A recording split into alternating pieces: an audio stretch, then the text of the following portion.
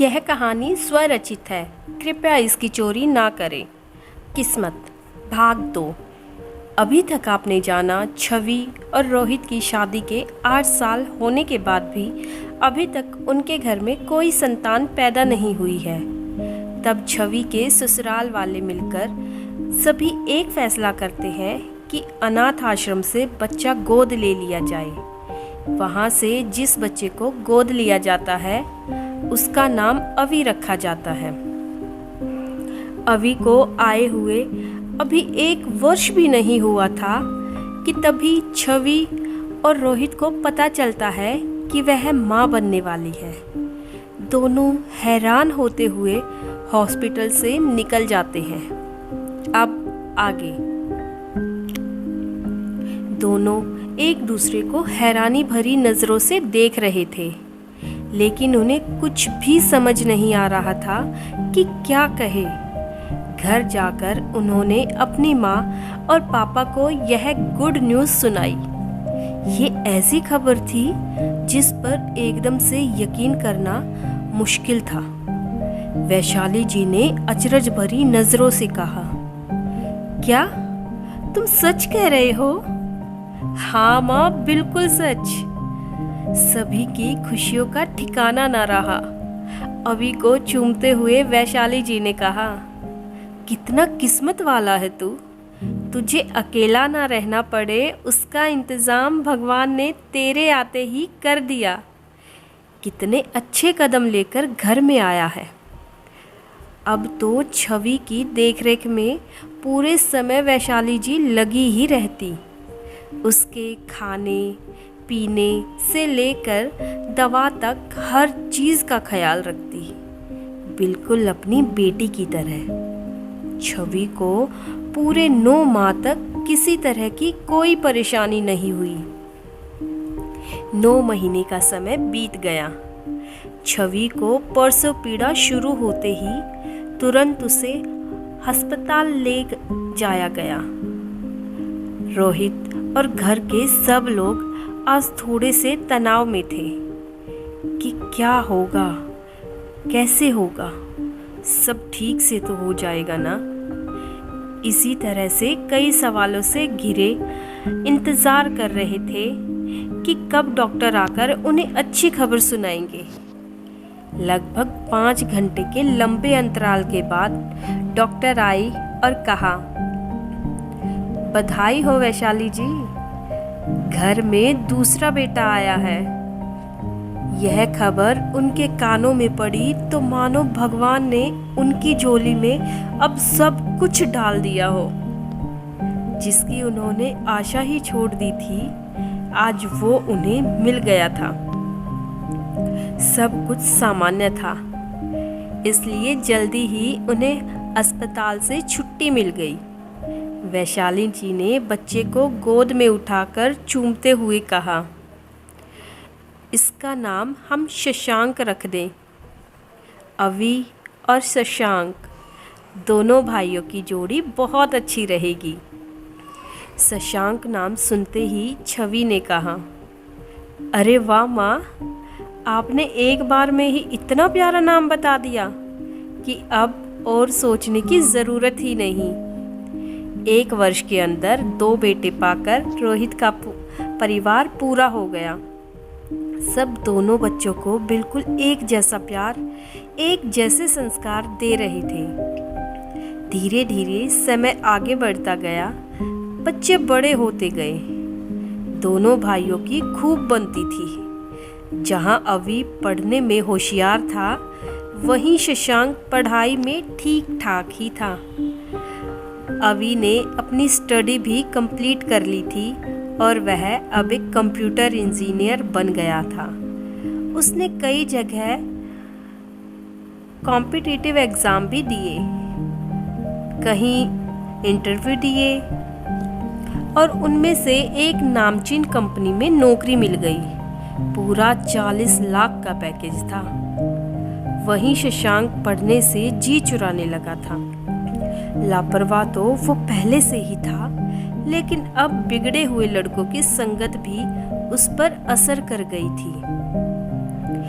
बुरी संगत के कारण उसने शराब पीना, नशे में रहना शुरू कर दिया था।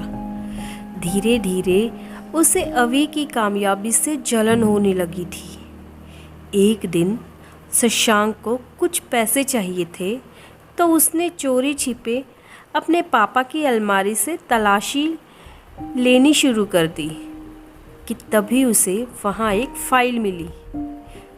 जब उसने वह फ़ाइल पढ़ी तो मानो उसे यकीन ही ना हुआ हो।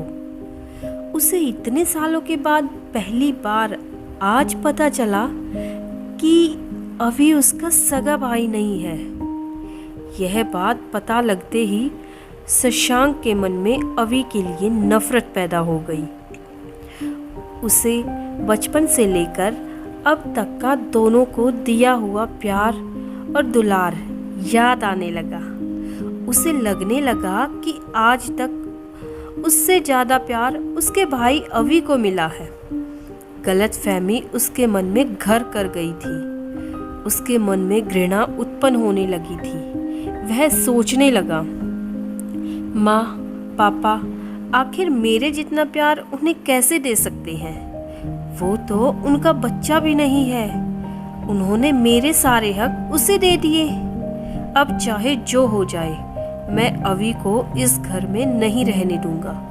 शशांक आग बबूला होते हुए अवी के कमरे में पहुंच गया और उसको उल्टा सीधा बोलने लगा। यह शोर सुनकर छवि और रोहित भी वहां आ जाते हैं, लेकिन शशांक किसी की परवाह न करता हुआ अवी को कहता है, तुम इस घर के बेटे नहीं हो। तुम्हें तो ये अनाथ आश्रम से उठा कर लाए थे। तुम्हें तो तुम्हारे अपनों ने ही छोड़ दिया था। अगर मेरे मम्मी पापा तुम पर दया न करते तो आज तुम इस कामयाबी के हकदार न होते। इन्होंने तुम्हें भले ही उस समय अपना लिया हो, लेकिन मैं यह पता लगने के बाद तुम्हें कभी नहीं अपना सकता। मैं जानता हूँ तुम यहाँ मेरी प्रॉपर्टी पर नज़र गड़ाए बैठे हो। अगर ज़रा सी भी शर्म है तो अभी इसी घर से निकल जाओ। अवी को मानो सांप सूंघ गया हो। उसने छवि और रोहित की तरफ देखा तो उनकी आंखों से आंसू बह रहे थे। उन्होंने शशांक को रोकने की कोशिश की, लेकिन शशांक पर तो नफरत का भूत सवार था। वह किसी की इस समय सुनने को तैयार नहीं था। अवी अंदर से यह सब सुनकर टूट चुका था। मजबूरन अवी ने उस समय घर छोड़ना ही उचित समझा, लेकिन उसने अपने माँ पापा से वादा किया, चिंता मत कीजिए, आप जब भी कहेंगे मैं आपसे मिलने आता रहूँगा। और अवी घर से बाहर निकल गया। छवि और रोहित का तो रो रो कर बुरा हाल था, पर शशांक अब खुश था। अब उसके मम्मी पापा और यह पूरी प्रॉपर्टी उसकी ही थी। किस्मत का ही खेल था कि दोनों बच्चे एक ही परवरिश में पले बढ़े, लेकिन दोनों के स्वभाव एकदम विपरीत। शशांक नशे में इतना चूर रहने लगा था कि एक दिन सुबह सुबह शशांक को उल्टियाँ होने लगी। तबीयत इतनी ज़्यादा बिगड़ी कि उसे हॉस्पिटल में भर्ती कराना पड़ा। डॉक्टर ने जब टेस्ट कराए तो पता चला कि शशांक की किडनी ज़्यादा शराब पीने के कारण खराब हो गई है। अगर किडनी ट्रांसप्लांट नहीं कराया तो शशांक के पास कुछ ही दिन शेष है। जब छवि और रोहित को यह पता चला तो मानो उनकी दुनिया ही उजड़ गई हो। उन्होंने अवी को फ़ोन किया और सारे हालात से अवगत कराया। अवी को जब यह पता चला तो वो अपना सारा काम छोड़कर हॉस्पिटल तुरंत भागा आया। वहाँ उसने अपने मम्मी पापा को दिलासा देते हुए कहा, माँ पापा आप चिंता मत कीजिए, मैं आ गया हूँ ना, आप आराम कीजिए, मैं यहाँ सब संभाल लूँगा। फिर अवी ने डॉक्टर से बात की तो डॉक्टर ने उनको बताया अगर किडनी ट्रांसप्लांट नहीं कराया तो शशांक का बचना मुश्किल है। अवी ने कहा, डॉक्टर आप जितनी जल्दी हो सके प्रोसेस शुरू करें, लेकिन डॉक्टर ने थोड़ा असमंजस व्यक्त करते हुए कहा, पर इतनी जल्दी किडनी का मिलना बहुत मुश्किल है। अगर आप कहीं से किडनी का इंतज़ाम कर दें तो हम अपना काम शुरू कर सकते हैं। अवी को कुछ भी समझ नहीं आ रहा था कि वह अब आगे क्या करे कि तभी अवी ने डॉक्टर को कहा, डॉक्टर आप मेरी किडनी ले लीजिए, बस मेरे भाई को किसी भी तरह करके बचा लीजिए। ओके, जो भी फॉर्मेलिटी है आप उसे पूरा कर दीजिए, हम तैयारी शुरू करते हैं। अवी ने बिना एक पल की देरी लगाए अपने भाई शशांक के लिए फैसला ले डाला था। किडनी ट्रांसप्लांट सक्सेसफुल रहा, पर यह बात छवि और रोहित को पता चल गई थी।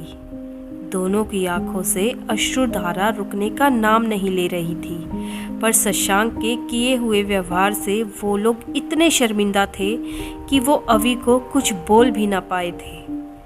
कुछ दिन बाद शशांक की सेहत में भी सुधार होने लगा था। अब वह बहुत खुश था।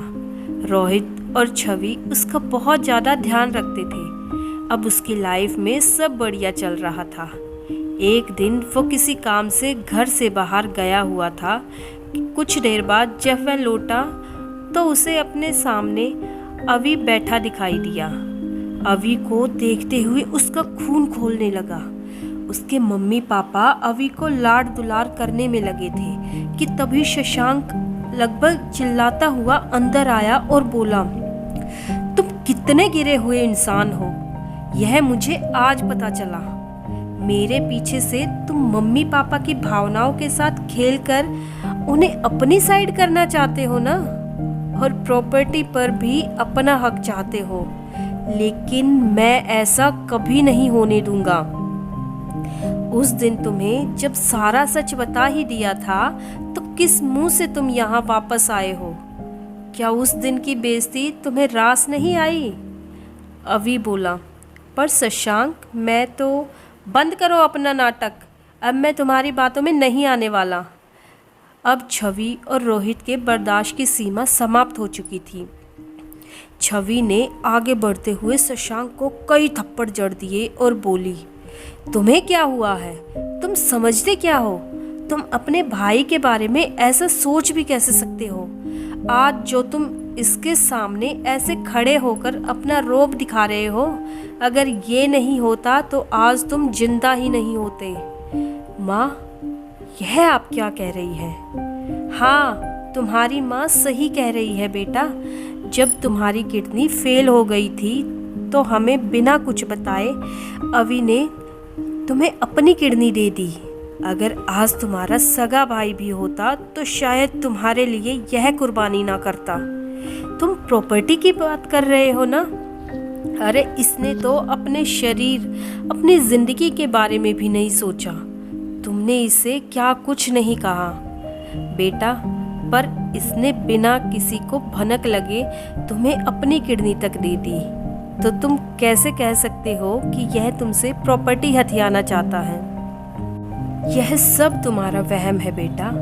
तभी छवि शशांक पर बरसते हुए बोली, अरे अगर जरा सा भी तेरा ज़मीर बाकी है तो पैरों में गिर पड़ अपने भाई के और माफ़ी मांग ले। इसकी बदौलत ही आज तो जिंदा है। शशांक कांपने लगा था। उसने यह पाप कैसे कर दिया? यह उसने अपने भाई के बारे में क्या सोच लिया था? अब वह इस बात से बेहद शर्मिंदा था। उसने तुरंत अवी के पैरों में गिरकर माफ़ी मांगनी चाही, लेकिन अवी ने आगे बढ़कर अपने भाई को गले लगा लिया और उनका यह बंधन हमेशा के लिए अटूट हो गया। सो फ्रेंड, अगर आपको मेरी वीडियो पसंद आई है तो लाइक और शेयर कीजिए, और अगर आपने चैनल को अभी तक सब्सक्राइब नहीं किया है तो चैनल को सब्सक्राइब ज़रूर कीजिए। Thanks for watching.